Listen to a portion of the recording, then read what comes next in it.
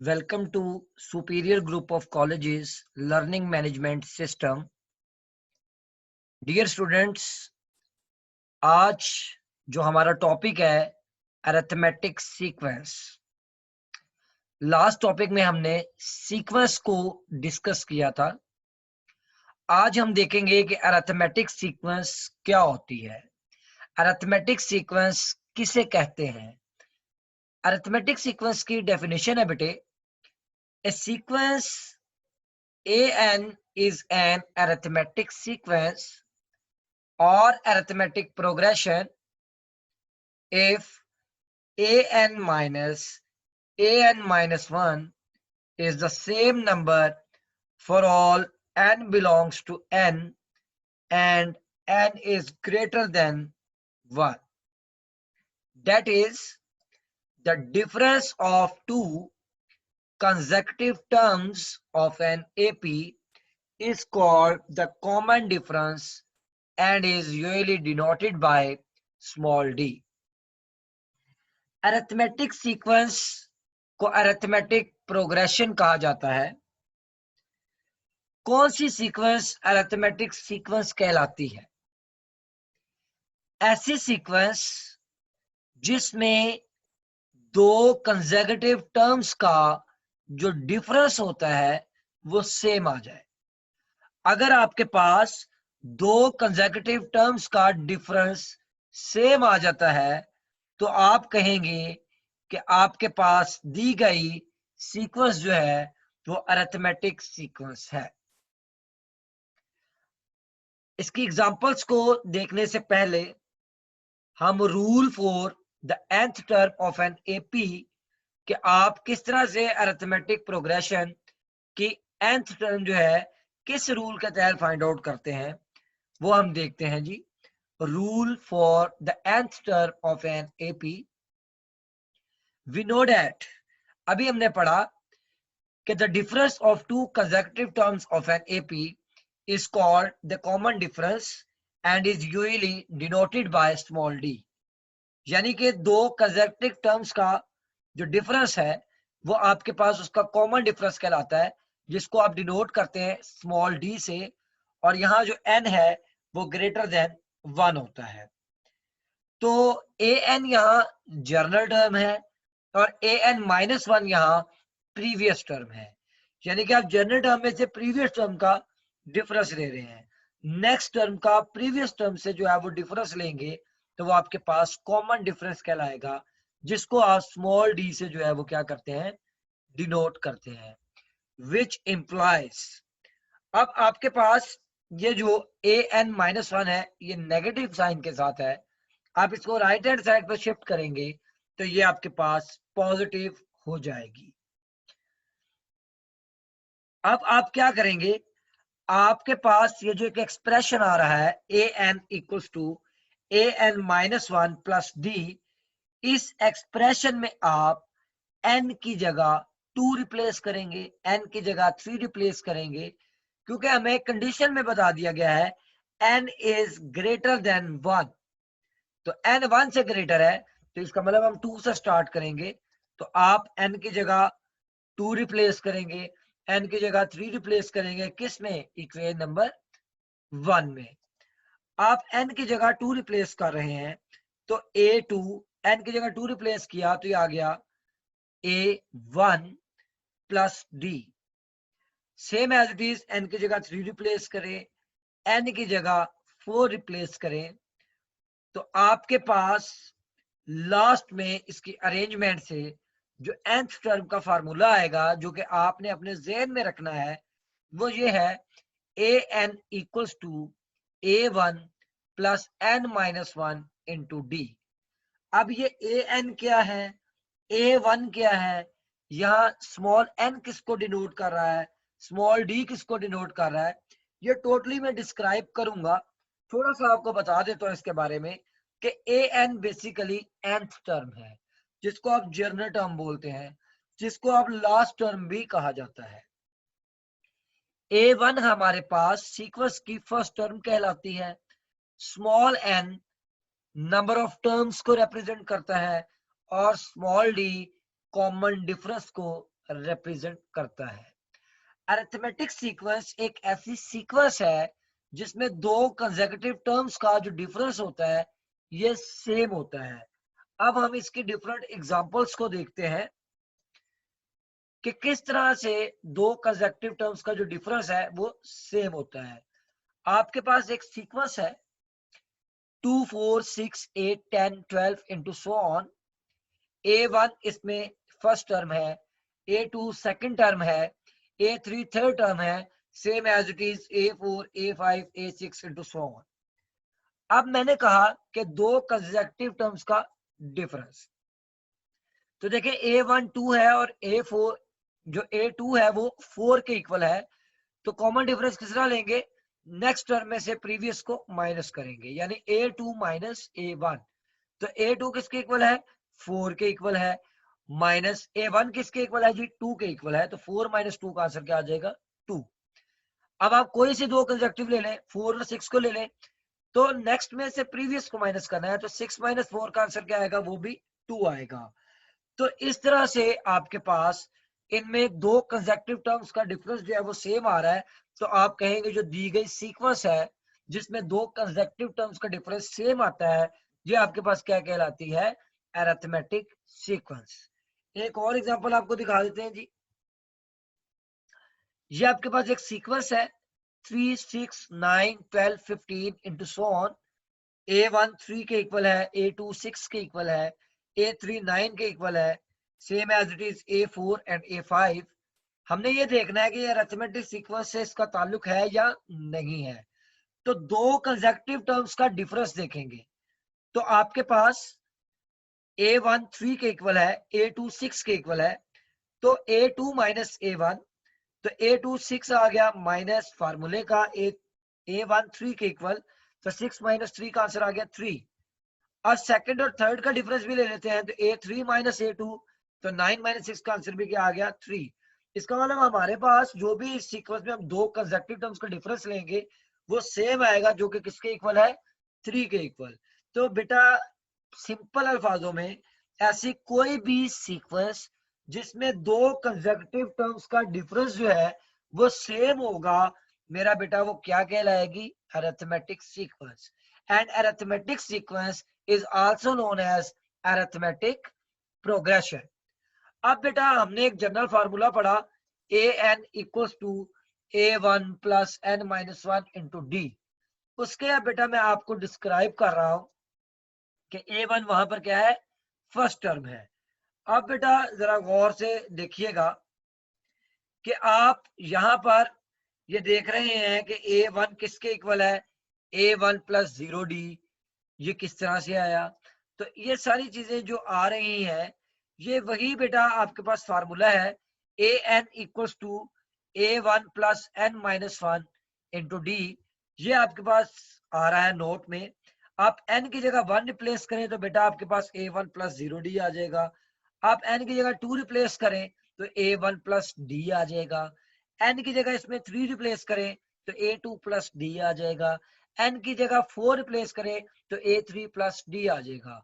तो बेटा 10 A1 comma A1 plus D comma A1 plus 2D comma A3 plus D is a general arithmetic sequence with A1 comma small d as the first term and the common difference respectively। यानी A1 आपके पास first term को represent कर रहा है, जबकि small D common difference को represent कर रहा है।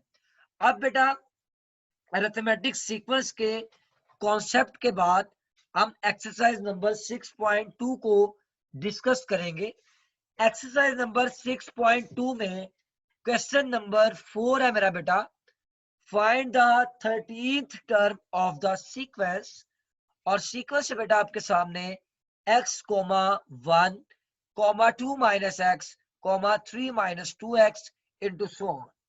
बेटा यहाँ पर हमारा जो काम है, हमने सबसे पहले अपने सीक्वेंस को आइडेंटिफाई करना है, अपने सीक्वेंस की पहचान करनी है। उस सीक्वेंस में हमें वो क्या कह रहा है कि आपने सीक्वेंस की 13th टर्म फाइंड आउट करनी है। अब किस तरह से ये फाइंड आउट की जाएगी? तो सोल्यूशन में बेटा सबसे पहले जो आपके पास गिवन सीक्वेंस है आप वो लिखेंगे। द गिवन सीक्वेंस इज, जो भी है बेटा, x, 1, 2 minus x, 3 minus 2x into so on. अब बेटा यहां पर आपके पास जो फर्स्ट टर्म है वो क्या है? x है, यानी कि हमारा जो a1 है, जिसको हम सिंपली a भी बोल सकते हैं, वो x है। दूसरी चीज ये है कि हमें कॉमन डिफरेंस फाइंड आउट करना है। अब हम कॉमन डिफरेंस किस तरह से फाइंड करते हैं? दो कंसेक्यूटिव टर्म्स का डिफरेंस लेते हैं। तो यहां पर बेटा हमने डिफरेंस लिया a2 माइनस a1 का, जो कि आया 1 माइनस एक्स। तो a1 यहाँ पर बेटा फर्स्ट टर्म को रिप्रेजेंट कर रहा है, जो कि सिंपली a भी लिख सकते हैं आप। और कॉमन डिफरेंस आपने किस तरह लिया? a2 माइनस a1 करके। अब बेटे आपके पास जनरल टर्म का फॉर्मूला है an equals to a1 plus n minus 1 into D. उस फार्मूले में बेटा n की जगह 13 रिप्लेस कर दें, क्योंकि आपने जो फाइंड करना है वो 13th टर्म को करना है। तो आपने n की जगह 13 रिप्लेस करेंगे, उसको सिंप्लीफाई करेंगे, तो आपके पास बेटा रिक्वायर्ड आंसर जो आएगा वो 12 माइनस 11 x आएगा। तो इस तरह से बेटा आप दी गई सीक्वेंस जो होगी अरिथमेटिक सीक्वेंस, उसकी टर्म जो है 13th वो फाइंड आउट करेंगे। इसके बाद बेटा जो हम डिस्कस करेंगे वो इसी एक्सरसाइज का क्वेश्चन नंबर 9 है कि if the nth term of an AP is 3n minus 1, find the arithmetic progression. अब आपको nth टर्म दी गई है इस अरिथमेटिक प्रोग्रेशन की, और nth टर्म को आप डिनोट किससे करते हैं? an से। इसका मतलब आपको जो गिवन है वो क्या है? nth term. तो आप बेटा सबसे पहले सॉल्यूशन में लिखेंगे given that an equals to 3n minus 1। अब आपको एक अरिथमेटिक सीक्वेंस फाइंड करनी है, आपको एक अरिथमेटिक प्रोग्रेशन फाइंड आउट करना है। कैसे फाइंड करेंगे? जब हमारे पास फर्स्ट टर्म होगी, सेकंड टर्म होगी, थर्ड टर्म होगी, फोर्थ टर्म होगी, तो बेटा सिंपली आप क्या करेंगे? इस लास्ट टर्म में, इस जर्नल टर्म में, इस nth टर्म में n की जगह 1, n की जगह 2, 3, 4 and so on values replace करेंगे। तो आपके पास a1, a2, a3, a4 ये टर्म्स आ जाएंगी, जो कि इस अरिथमेटिक प्रोग्रेशन, इस अरिथमेटिक सीक्वेंस को रिप्रेजेंट करेंगी। तो बेटा सबसे पहले आप n की जगह 1 रिप्लेस कर रहे हैं। जब आपने n की जगह 1 रिप्लेस किया तो आपके पास आफ्टर सिंप्लीफाइंग a1 का आंसर आया बेटे 2। n की जगह 2 रिप्लेस करेंगे, आपके पास a2 आ जाएगी 5 के इक्वल। n की जगह 3 रिप्लेस करें, आफ्टर सिंप्लीफाइंग a3 8 के इक्वल आई बेटे। n की जगह 4 रिप्लेस करें बेटा, आपके पास a4 11 के इक्वल आ जाएगी, and so on. thus the required arithmetic progression is 2, 5, 8, 11 into so on। अब बेटे a1 किसको रिप्रेजेंट कर रही है? फर्स्ट टर्म को, a2 सेकंड टर्म को, a3 थर्ड टर्म को, a4 11 जो है वो फोर्थ टर्म को। तो इस तरह से बेटा ये आपके पास एक अरिथमेटिक जो है वो क्या है? प्रोग्रेशन है। तो आपने सीखा कि जब भी आपके पास लास्ट टर्म होगी, किस तरह से आप अरिथमेटिक सीक्वेंस का अरिथमेटिक प्रोग्रेशन को जो है वो फाइंड आउट करेंगे। इसी एक्सरसाइज का बेटा next question number 6, which term of the arithmetic progression 5, 2, -1, into so on is -85। यानी कि हमने यहां पर यह बताना है कि -85 आपके पास इस सीक्वेंस की कौन सी टर्म है, यानी कितनवी टर्म है। जिस तरह 5 जो है वो फर्स्ट टर्म है, 2 जो है वो सेकंड टर्म है, -1 जो है वो थर्ड टर्म है। तो -85 कौन से नंबर की टर्म है, हमें ये यहाँ पर फाइंड आउट करना है।